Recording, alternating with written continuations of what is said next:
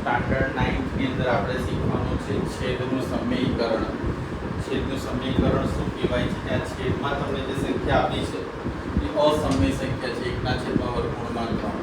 તો આને જ્યારે આપણે સમય કરવી હોય, નીચે કઈ સંખ્યા છે વર્ગમૂળ 3, તો એને આપણે કેટલા વડે ગુણીશું? વર્ગમૂળ 3 વર્ગમૂળ.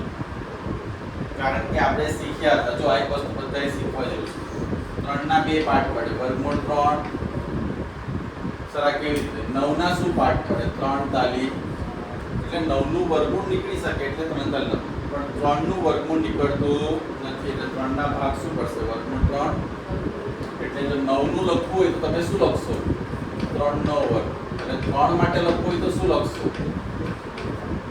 એટલે વર્ગમૂળ 3 ને જો તમારે 3 માં ફેરવવું હોય તેને શાના વડે ગુણવું પડે? બીજા વર્ગમૂળ 3 વડે જ ગુણવું પડે. ને આપણે કરી શકીએ છીએ, પણ નિયમ શું કહે છે કે જો તમે નીચે ગુણો છો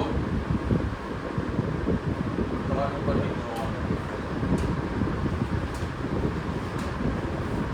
તમારે ઉપર પણ ગુણવાનું. વર્ગમૂળ 3 નો એક સાથે ગુણાકાર શું થાય? વર્ગમૂળ 3 વર્ગમૂળ 3 શું થશે? અને આ જે વર્ગમૂળ 3 આપણે ગુણ્યું ને એને કહેવાય સમયકારક અવયવ. સમયકારક રેશનલાઇઝિંગ ફેક્ટર. એનો મતલબ આ વર્ગમૂળ 3 એવી સંખ્યા છે કે તમારા આ પદને સમય બનાવવામાં હેલ્પફુલ કરે છે, એટલે એને સમયકારક અવયવ. 1/2 વર્ગમૂળમાં 3. આમાં શું ગુણીશું? શું ગુણીશું? કેમ? 2 તો સમય જ છે, 2 તો શું છે? અસમય કઈ સંખ્યા છે? તમારે એને જ વર્ગમૂળ ગુણીને એને 2 ગુણ્યા શું આવશે? તો જુઓ અહીંયા 6 સમય થઈ ગયો, અહીંયા 3 સમય થઈ ગયો. એટલે છેદનું સમીકરણ એટલે શું? છેદને આપણે સમય બનાવવાનો છે અસમયમાંથી. છેદને આપણે અસમયમાંથી શું બનાવવાનું છે? સમય બનાવવાનું છે. કોઈ ડાઉટ છે હજુ? આ તો સિમ્પલ હતું. આમાં સમયકારક અવયવ પણ કયો હશે વર્ગમૂળમાં?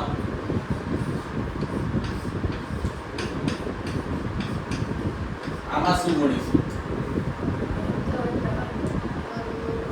પણ આ બે તો હવે લગ્ન ગ્રંથિ જોડાયેલા છે, છૂટા નહીં પડે.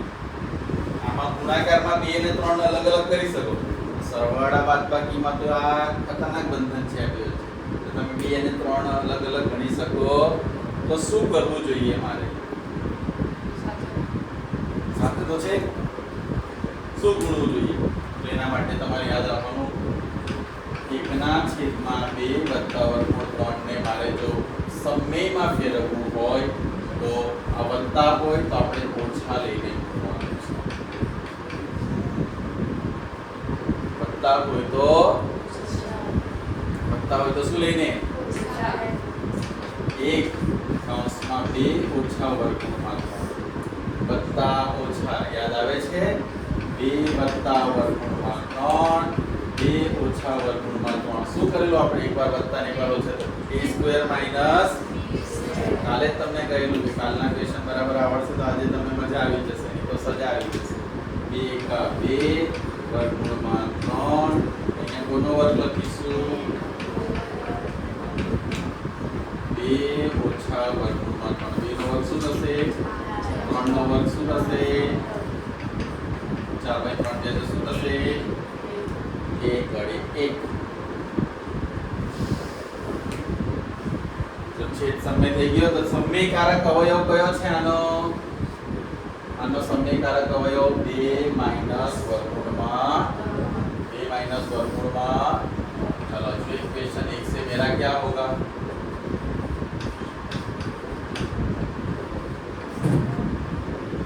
पांच ले गई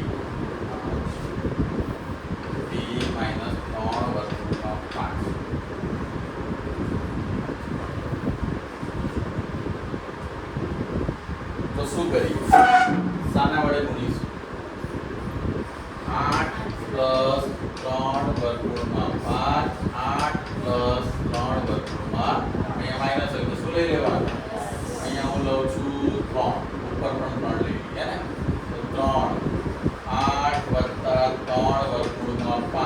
કે શું કરીશું 8 ઓછા 3 વર્ગમૂળમાં 5 અને 8 વત્તા પર હમણાં આ 3 તરત ગુણી નહીં નાખવાનું કેમ નહીં ગુણવાનું એનું પછી તમને સમજાવું 8 નો વર્ગ માઈનસ 3 વર્ગમૂળ 5 નો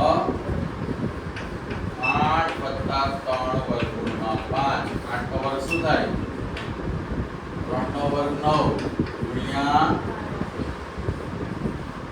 કોને 3 નો વર્ગ 9 કાલે તો આપણે આ કહાની આપણે બે દિવસથી કરીએ છીએ એટલે જો એક એક નાની નાની વસ્તુઓ ભેગી થતી જાય છે ધીસ ઇઝ મેથમેટિક્સ 64 માઈનસ 45 બોલો 64 માંથી 45 જાય તો કેટલા આવશે કેટલા 14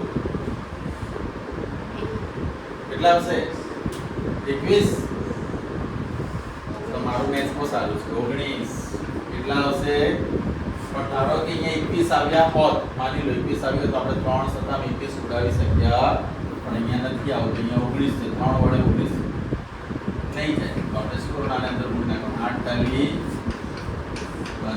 9 વર્ગમૂળમાં 5 છેદમાં બાહુબલી ક્વેશ્ચન છે હજુ એક ક્વેશ્ચન શું કામ ચિંતા કરો તમે તારા ગભરાઈ બોલ તમારી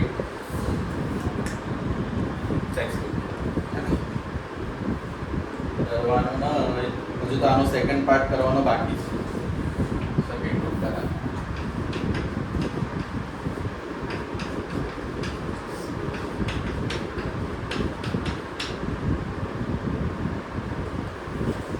આપણે છેદમાં જ જોવાનો અંશને ભૂલી જ જવાનું છેદ પ્લસ છે તો ગુણીશું શું આપણે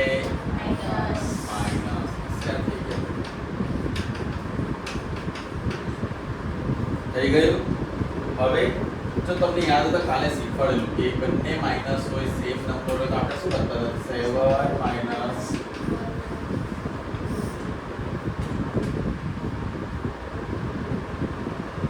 સર કે બધું પાછું એટલે કાલે બધા દાખલા ટુકડામાં કર્યા હતા આજે આપણે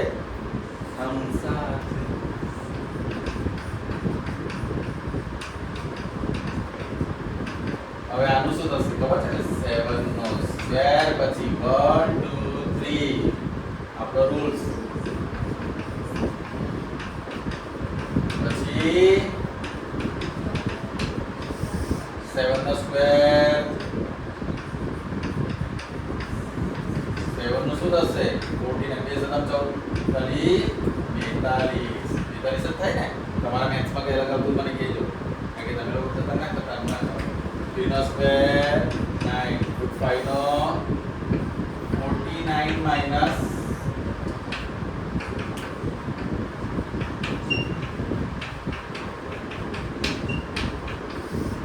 શું આવશે 4 આવશે 49 પ્લસ આ કેટલા થશે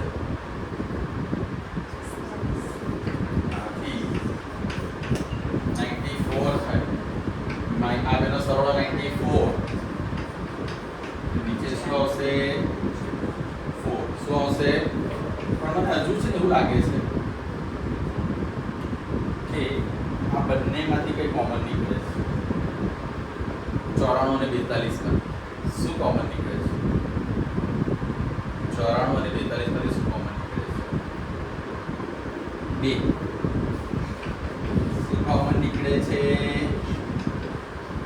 2 નીકળશે ને તો આપણે શું લઈશું 2 47 અહીંયા નીચે શું છે 2 2 આને એક્ચ્યુઅલી પરફેક્ટ આન્સર તમે ગણી જે કરે ગણિતનું એકદમ મૂળભૂત નિયમ પ્રમાણે આ બરાબર આન્સર એટલે તમારે બધું ધ્યાન રાખવાનું જો આ તમે કાલે ટુકડામાં શીખેલા એટલે આપણે પહેલા આને આમાં કન્વર્ટ કરી કાલે એક ક્વેશ્ચન સોલ્વ કરીએ એનો આન્સર લખતા ગયા કાલે ઉપર આ રીતે નીચેનો આન્સર આ રીતે આવશે કાલની પ્રેક્ટિસ જેની પરફેક્ટ હશે ને એને અહીંયા સુધી વાંધો નહીં આવશે આપણા માટે નવું આ છે કે કોમન કાઢો કોઈ તો બધામાં કોમન નીકળવાનું નથી જેમાં નીકળે એમાં કાઢવું પડશે બધાને ક્લિયર થઈ મેથડ તો આ મેથડ પ્રમાણે તમને થોડા ઘણા ક્વેશ્ચન આપીશ પણ તમારે પહેલા આ જ ક્વેશ્ચન પાછા સોલ્વ કરવાના છે અને 1.4 માં 1.4 નો તમારે ક્વેશ્ચન કરવાનો છે 5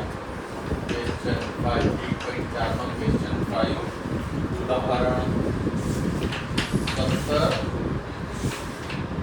18 અને 19 આ તમારે આટલું ટેક્સ્ટ બુકનું પહેલા કમ્પ્લીટ કરવાનું છે. એક્સ્ટ્રા ક્વેશ્ચન તમને આપીશ. રાઈટ, ચાલો શરૂ કરો તમારું કામ.